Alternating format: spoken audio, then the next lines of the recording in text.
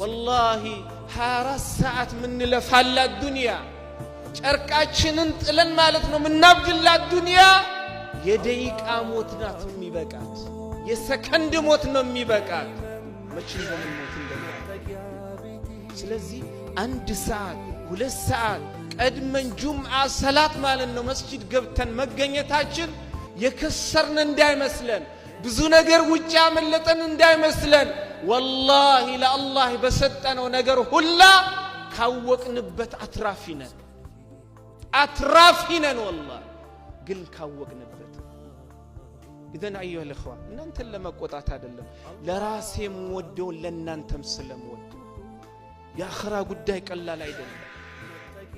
አንዳንዴ ሰዎች ሲነጋ አላህ ገፉሩ ረሂም ይሆነ ምን ያስጨንቁናል መስጂድ አላህ ገፉሩ ረሂም እንደሆነ ሁላኮ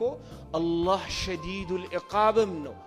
ሙእመን መኖር ያለበት ማለት ነው በፍራቻም